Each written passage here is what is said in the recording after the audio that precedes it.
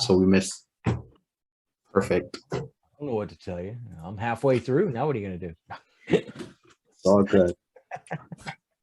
Ladies and gentlemen, David Monroe CCIM. Welcome to my world. All right. So as I said a minute ago before we weren't recording, I'm not going to worry about an introduction. We don't really have time. I have another workshop I have to start in about 47 minutes. So that means I have to be out of here in about 42 minutes.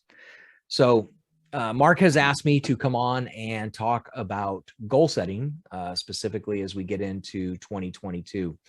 I have created what's called a quarterly planner, and no, you can't buy it. It is not for sale. The members inside my mentorship group have access to this. It's 236 pages, printed front and back, and I use it just like a book. As you guys can see here, I'm starting my planning for 2022 now. I have in front of me my first quarter, second quarter, third quarter, and then my fourth quarter books right here. It's always in front of me. So why do you need to know all that? Well, at the beginning of this year, I set 3 goals. And if I come back and I grab my first quarterly planner for 2021, I did this on December 28th. You'll see December 28th, 2021. I think you can see that. I don't know if you can or not. I set 3 annual goals. The 3 annual goals I set was to make 250,000 net commission from multifamily sales between 2 million and 10 million in tertiary markets above 50,000 population in the Southeast by 12/31/2021. Okay. That follows a framework that I did not create, but I have been following it for years from a guy named Michael Hyatt, who did create it. It is called the SMARTER framework, not the SMART framework. And a bunch of you on here already know the difference between the two. So I'm going to explain it to the ones that don't, because I know all you've heard in the marketplace is a SMART framework. There's a problem with the SMART framework, and that word in SMART, that's the problem, is attainable. You are not stretching yourself if you're setting attainable goals. Now, let me give you an example. I knew without a shadow of a doubt I can make $100,000, not a problem, not without even batting an eye. So that's an attainable goal. I stretched myself to try to make 250,000. If I would have said, I'm going to do $100,000 in 2021, would I have ever gone above 100,000? Probably not, because what we focus on gets done. And I set plans and action steps to get there. So if I'm working for $100,000, then all I'm going to do is achieve $100,000. I may fall a little short of it. I may go above it by a little bit, but for the most part, I focused and set plans to get 100,000 because it was attainable. But if I make it risky and I push it and make it actionable to 250,000, what are the chances I'm going to go well above 100? I might fall short of the 250 because maybe the year before I only did 60. Probably unrealistic. It doesn't matter. I pushed myself. I set action steps. I put plans in place to get it done.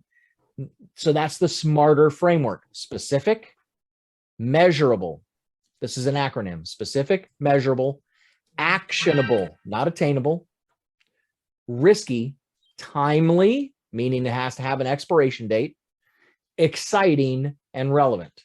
Okay, so you need to tie it to your why. It's got to be exciting. It's got to be relevant to what you do. It needs to be specific. The most important thing is that it's measurable, because if it can't be measured, it can't be fixed. So it must be measurable, specific, measurable, actionable, risky, timely, exciting, relevant. Okay. So, I did not make 250,000. I actually stopped doing brokerage in January. After 31 days of cold calling over 250 owners, I talked to 5 people and said, that's it. I'm done. Brokerage is done for me. Kaput. And I opened my education company and started focusing on that. We still did well over $100,000 in the education company. But I did not focus on brokerage anymore. So I changed starting the next quarter. The other goal I set was have 100 paying members in the it was called Strategic Analysis Center Circle at the beginning of the year. I just launched it. I was at 0 when I wrote this. With a stick rate greater than 80% annually by 12/31/2021. We currently have 145 members. So I killed that one as of about October because I focused on it. I set action steps. I'm gonna go over that in a minute.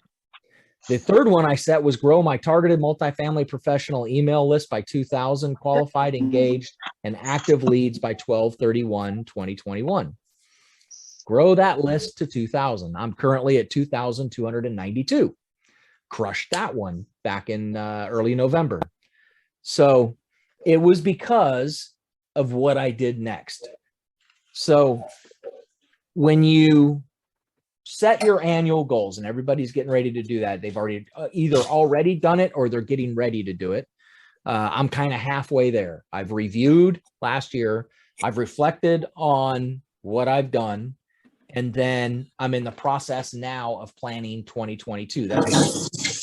I'm not taking any meetings this week. I think I have a total of 3 meetings. That includes this one and the next one tonight. So that I can focus on doing my 2022 plan. And so once you get that plan in place, you need to then set your first quarter, that first 90 days. Don't go and try to set all 4 quarters. Try to just do 90 days at a time. So you go in and you set your first quarter goals. Okay.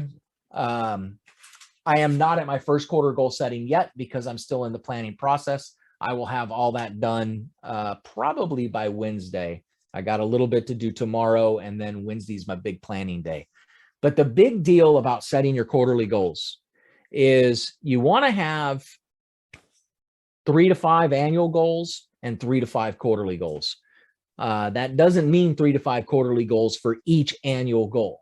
And nothing says you have to work on an annual goal in any given quarter. That's why we put timestamps on them. And the key in the quarterly goal, setting that quarterly goal, and I'm going to give you an example here. Let me go to this last quarter. So if I go to my 4th quarter, and I only set 2 quarterly goals in the 4th quarter for this year. One was to grow strategic partnering by 40 new members, with 25 becoming group coaching clients by 12/31. Okay. I set action steps that I need to reach that goal. So those action steps were to hold webinars at least twice a week, prospect on LinkedIn and send connection requests at 100 a week, provide value on a daily basis on Facebook, do Facebook Lives at least once a week, continue to modify and test offer for better conversions, include group coaching and one-on-one on website funnel. So those were the action steps that I needed to take in order to achieve that goal. You're going to find that when you set your quarterly goal and you go to set those action steps and you're going to think about it, you're going to say, okay, I got this goal in 90 days. What can I do in the next 90 days to achieve that goal? That's why we don't set action steps for an annual goal. It's too far in advance. We can't focus that long, but we can focus in 90-day increments. So as you start to think about that, you start to write down each one of those steps that it's going to take to achieve that goal. Let's say that you want to, your goal is to raise $1 million in first quarter 2022 because you're a capital raiser. Well, what is the action steps that it takes to do that? Well, one, you got to have relationships. So how do we build relationships? Well, we've got to reach out to people. We've got to attend networking events. We got to reach out on LinkedIn. We got to build our presence on Facebook. We got to hold conversations on a daily basis. So then we can start to say, all right, from these action steps, now we can set our weekly goals every single week during that quarter. So if I know that I need to hold 50 conversations in order to get to $1 million, then what do I need to do in the first week in order to schedule those conversations? And do I have the systems in place to be able to do that? Do I have my LinkedIn account set up? Do I have a CRM that will automatically pull a lead when somebody clicks on my calendar into my CRM so I can start to collect our contact information. Is all this in place, right?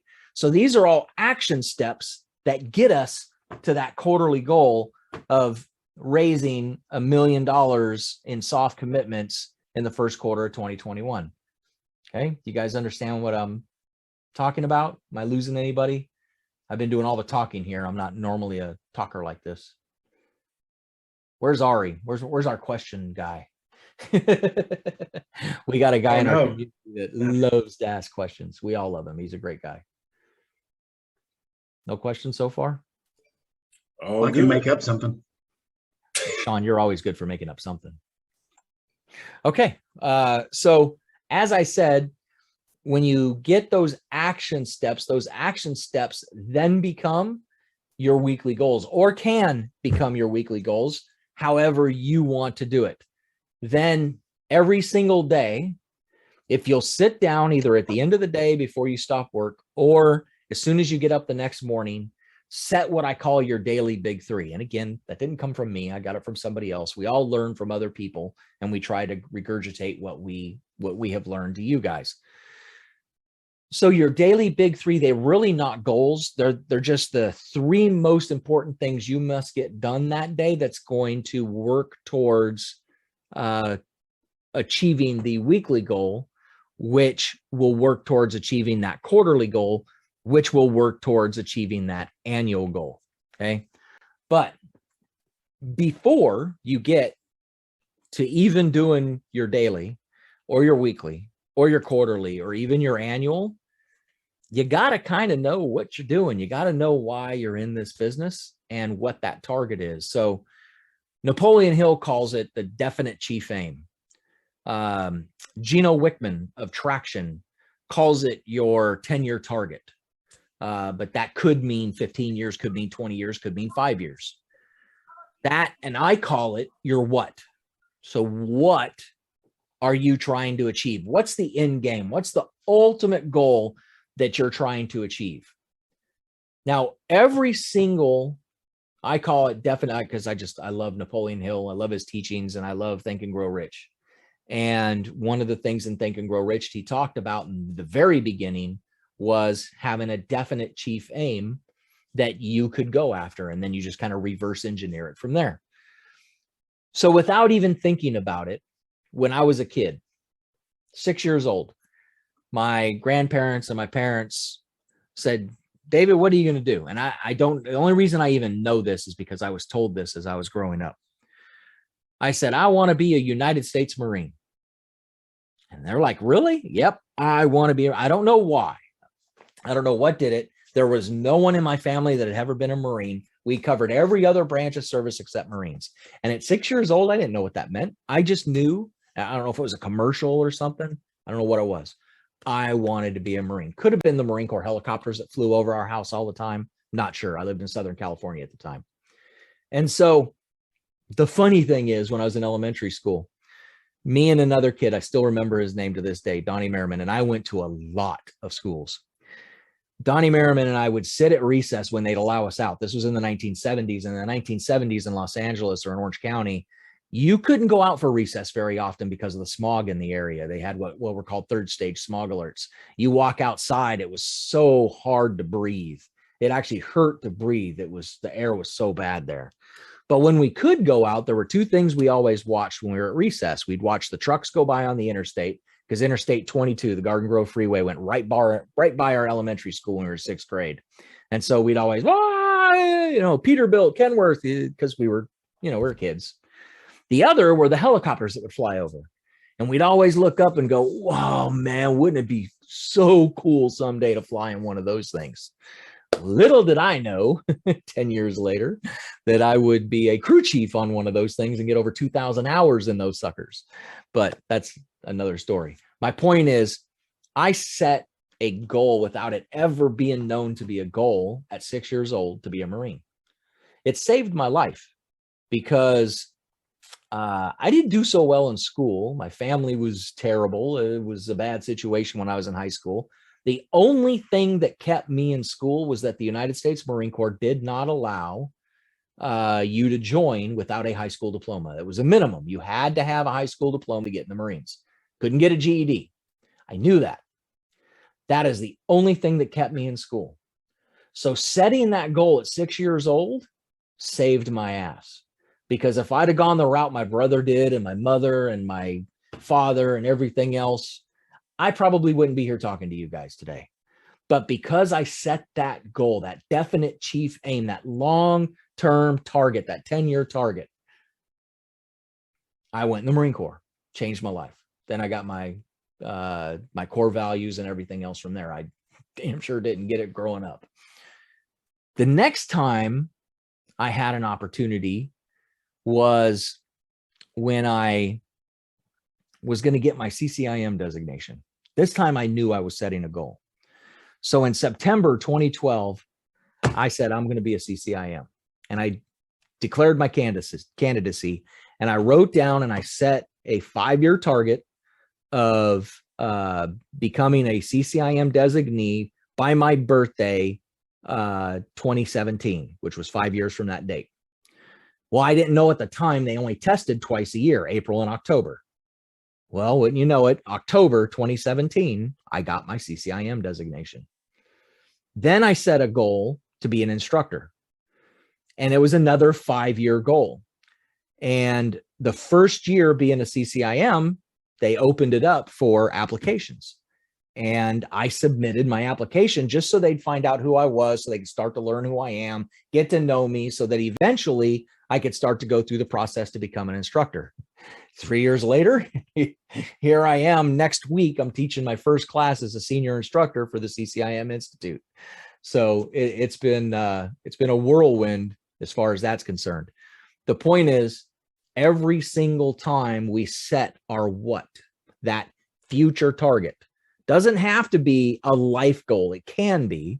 It doesn't have to be. It can be 3 years in the future, 5 years in the future, 10 years in the future. Every time I have set one of those, I have never not achieved it. I've always achieved it because I always set these action steps in order to get me there. So I start with that what, then I build backwards and I say, okay, how's it look in 3 years? Where should I be? What makes me feel good? Now I can set annual goals to get me there. And then I can set quarterly goals to get me to my annual goals, get my action steps for my quarterly goals. Then I've got a plan for my weekly goals in order to achieve what I want to achieve. That's really the nuts and bolts of it. It is that simple. That's the fundamentals of goal setting. And honestly, it's a business plan in a box. You know, it's not budgeting. You can do budgeting with goal setting if you wanted to. But I mean, other than budgeting and a SWOT analysis, it is a business plan. That's really all I got, Mark. I mean, that is the nuts and bolts and the fundamentals of goal setting. I have a question for you, Dave, if you don't mind. I don't mind, James. We're here for a little bit more. All right. So how do you handle the obstacles, like life's obstacles that are bound to get into the way of, staying on track and, meeting the goal, the levels of, of your goals that you set? How are you at handling the obstacles, if any, that you might have? Just readjust. We always have the opportunity to adjust. I like to put it like Jim Rohn did. So if you guys have ever listened or followed Jim Rohn at all, Jim Rohn always talked about you being in the middle of an ocean on a sailboat, and you have options. You can either let the current take you, kick back, relax, and say, man, life is good, and just let life throw you against the rocks, because that's eventually what it's going to do. Or you can take control of your life and you can set your sail, and we can guide our way, or we can navigate our way to where we want to go. Well, there's always going to be storms on the way. There's going to be life. There's going to be issues that are going to happen. Stuff's going to change, and it's going to blow us off course. So we have to course correct, right? I know I'm using a bunch of analogies, but a lot of people understand these. So when something happens, you just have to stop and say, okay, here's what happened. Can I still work towards achieving what I was going to achieve? can I course correct and get back on track, or do I need to change what I'm doing like I did? Brokerage hit me in the face in January. 5 conversations after 250 phone calls. I don't care who you are. Nobody's going to succeed with that kind of connection ratio. It just isn't going to happen. So I had to adjust. And so I threw brokerage out the door and said, I'm not doing brokerage anymore. I'm just going to focus on investing and being a strategic partner. And even that adjusted into just focusing on the education company because I could not. Scavenger, that's any why it is. opportunities. We think a scavenger. We don't have any security here. Keep asking them to put You want to something in. mute them, Mark? His name is Rob Holden. He's killed last Allie, can you mute? Maria. There we go. So when business threw me a curveball, I adjusted. It threw me a curveball again when no opportunities made sense to me that were coming my way for strategic partnering opportunities. So I decided to just focus on the coaching company and the education company until the market changed. And then I'd be diving in with both feet once that happened. So you just have to adjust. That's why, James, when you look at the quarterly planner, because I know you've got one, you've got review, reflect, and then plan. And we have that every week. You review what you did the week before, you reflect, how can you do better? And then you set your goals for the next week. So if during that week, life throws a curveball in your way, just review what happened, reflect on it, and then either course correct or change direction completely. Did I answer your question?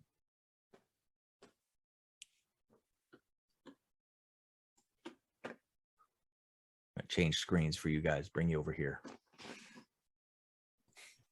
If anyone else have any other questions, feel free to answer them now.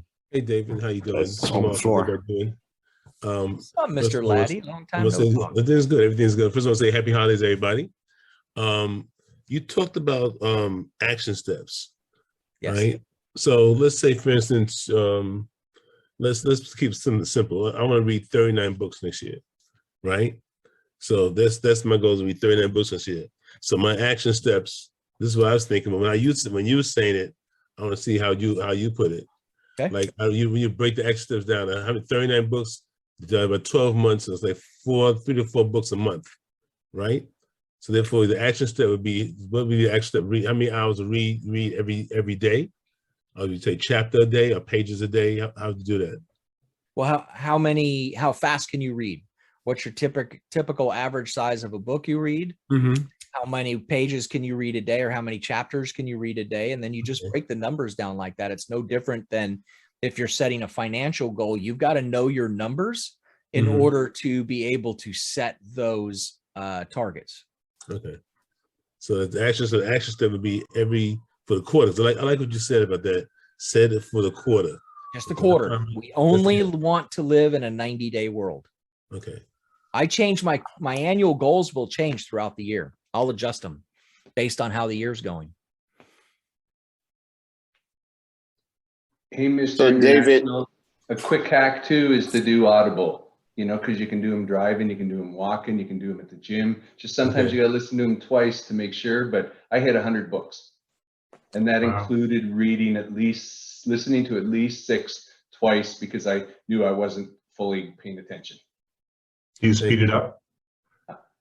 On Audible, I did 100 this year. Do you play back faster? No, just I was driving a lot. What do you think I do when I go to meet up in Houston? I listen to a book, almost a round trip.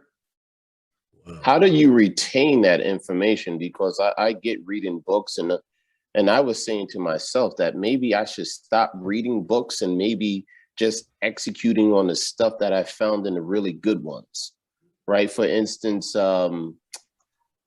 the gentleman's name, David, was talking about setting 90 days. So that could be like 12-week year or something. But the book that I'm really familiar with is Measure What Matters by James Dewar. and he talks about, setting quarterly goals and setting your OKRs, right? And then your OKRs have CFRs, right? Comments, feedback, and rewards, right? So I was wondering if you guys were doing the same, but I'm like, I have all of this information. It's really now all about executing on the knowledge that I have. Lee, it's all about the fundamentals. Yeah, and you got to make it Everybody- simple. Right. Goal setting is goal setting. Everybody teaches the same thing. You want to live in a 90-day world. They even write, like you said, I think there's a book called the 12-week year or the 13 The 12-week year. That's it, whatever it's David. called. Yeah, I don't remember what it's called. I haven't read it. Everybody knows to do that. All the experts know that's what you need to do. The key, though, is taking and learning from all the experts, figuring out works for you, but you can't figure out works for you if you don't actually put what you learn into action. Knowledge is 100%. power. Knowledge taken with action is power. No, knowledge by itself is useless. That's correct. Yeah. You got to take action and learn from your mistakes and know that, a part of coming outside of your comfort zone is going to be failure. But I have this logo in my office with Nelson Mandela that says, I never lose. Either I learn or I win. And I think it's a mindset function. But, even though I'm a big proponent of all of this, there are times where life just gets in the middle of what it is that you're doing. So one of the things that I picked this up from someone on LinkedIn, where I started saying, I'm going to journal. I'm going to journal at least once a day that talked about what it is that I did for that day. And then either every week or every 2 weeks, I'm going to go back over my journal to see, well, where did I make some mistakes or what could I have done better? Because, I'm a huge fan of James Clear, Atomic Habits, right? And one of the things that was missing from my repertoire was journaling, right? I have an accountability partner, and you have to be transparent with your accountability partner to say, well, this is what I'm going to do. Can you hold me accountable to meeting those goals that I've set for myself? And I think the one missing piece for me, and I had a great year in 21, is what am I going to do in 22 to make sure that I can 5X what I've done in 21? Love it. But I'm still not ready for that CCIM. That's can you help to explain to the others and myself, why is it that you felt as though you needed to go for that designation? It was a limiting belief. It was mindset. Okay. I didn't think because I didn't go to college. I spent my college years in the Marine Corps. I did 12 years, 11 years, 4 months, 16 days, but who's counting? You are? Right. So I felt that I needed something to make people believe that I belonged in the commercial real estate world, because I was like literally the only person in Mobile, Alabama that did not have a college education that was commercial real estate. Got it. And so that was a limiting belief. It didn't matter. Now, once I became an instructor, yeah, big deal. But I could have done just as well without the designation as I have with the designation. I wouldn't have the relationships I have now. So don't get me wrong. The designation absolutely helped my career by far. I mean, skyrocketed it big time. But that's not why I went for the designation. I went for the designation because of a limiting belief that it would give me the credibility I needed because I didn't have a college education. It did give me credibility, but it didn't have anything to do with having a college education or not. So what I've learned in my journey is that you have to replace that limiting belief with some type of supporting belief. So did you have to so was the CCIM a support, like a supporting belief to that limiting belief? Because the limiting belief is always going to be there, right? You have to have something that get rid of the limiting. You can get rid of the limiting belief. It's just mindset. You just got to clear the fog between your ears. There's a statement that everybody has heard. Again, back to Napoleon Hill. What your mind can conceive and believe, it will achieve, right?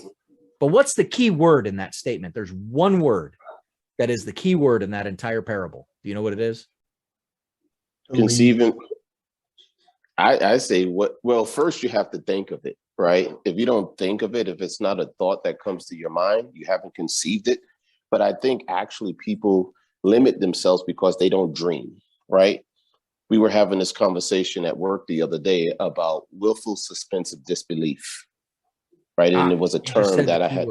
You just disbelief. said belief. Belief. That is the crux of that entire statement. Yes. That if you do not believe with unadulterated faith that what you conceived can get done, it's not going to. You must have 100% belief, pure unadulterated faith that you can do it. When that is achieved, you will achieve whatever it is. It doesn't matter what it is. Our mind is the only thing that stops us from doing anything, period. And as long as you can get somebody to take the blow dryer and blow it in one ear so it pushes that fog out the other side, you can achieve anything. Once you clear that fog, we use maybe 5 or 6% of our brain capacity. Most of us just work with what we were taught to work with. We're not free thinkers. Most entrepreneurs have become free thinkers. The leaders of the world are free thinkers, and they're utilizing maybe 20 to 30% capacity of these brain housing groups up here that we call our minds. So clear the fog. It's all mindset. I agree with you 100%. Thank you for sharing.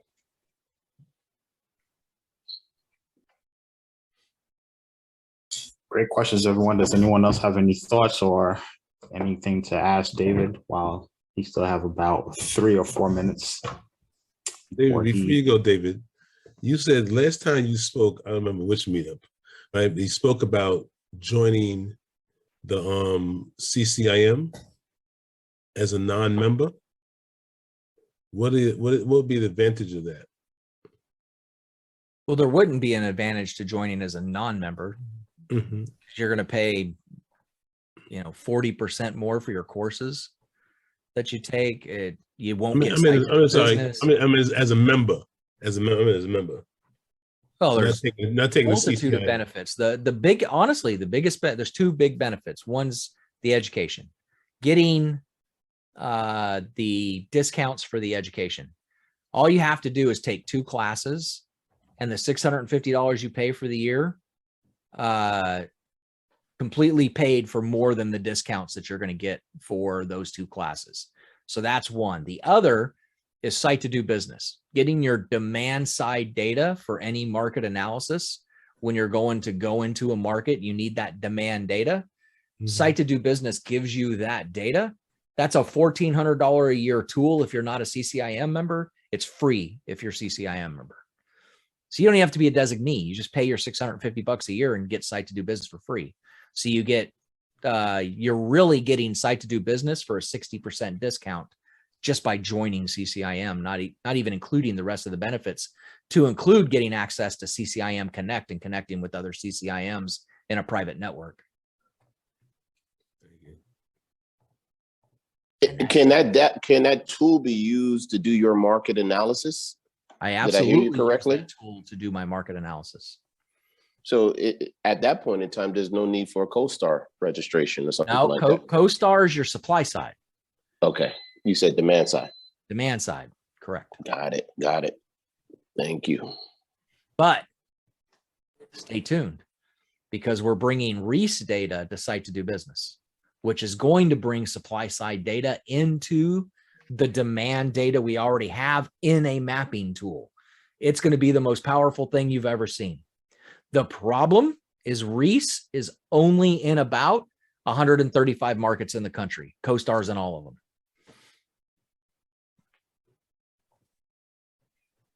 Good questions. Well, before we end, Mark, because I got to get going here in about 3 minutes. He snuck in, but I want to say hi to my friend Jim. What's going on, Mr. Biggs? Mr. Monroe, I've been trying to get, my link was apparently broken, but All of ours was. We had a hell of a time getting. That's a shame because it looked like there should have been 100 people here. There was a lot of excitement to hear you speak. And so we might have to do this one again and figure out what was wrong, because I know that I was really looking forward to it. Thank you, sir. Apologize. So I have a It was question. recorded. I'm sorry. Go ahead, whoever. Oh, I'm sorry. Go ahead, Matt. Yeah, so you said every day you have a list of 3 daily tasks that you have to do. And every so often you've got a task that you just can't, you really don't want to tackle. It's like the eating a frog task. Love that. Do you have any strategies for chewing that and getting that out of the way? Just do it. So the same guy that wrote Enjoy the suck, is that what you're saying? Well, yeah. I mean, same guy that wrote Eat That Frog, Brian Tracy, in another book called No Excuses, said, do what you say you're going to do, when you say you're going to do it, whether you feel like it or not. Period. I got that. I had that mantra written everywhere until I lived it. I mean, anytime I started to feel like, I'm getting tired, I think I'm gonna go lay down for a minute. Then it just hit me and I'd say it in my mind. Do what you say you're going to do, when you say you're going to do it, whether you feel like it or not, period. I think some of that too. What's that, Jim? I said, I think some of that marine discipline also is a big part. It's clearing the fog in between our stupid ears. Mm-hmm. Yeah, another good book, Jesse Itzler did, where he lived. He had a SEAL come live with him for a year, and the guy trained him for a year. That's I don't remember the name of the book, but it's that whole story is it's all about getting up and doing stuff you don't want to do. Yeah, that is a phenomenal book to read. It's about who is the SEAL's name? Brian Goggins or something Goggins? I think so. Goggins. Goggins. It's like My Year with a SEAL or something like that. David, Itzler. Yeah, Jesse Itzler. Jesse Itzler. Yeah, but David did a book too, You Can't Hurt Me. Yeah. And just don't listen to it with children in the car. Yes. If you've ever listened to it. No, yeah, don't listen to nothing he says in the car. Yes, he has some motivational tapes on Motiversity, and you listen to that in the gym, and it'll just you do an extra rep, extra set.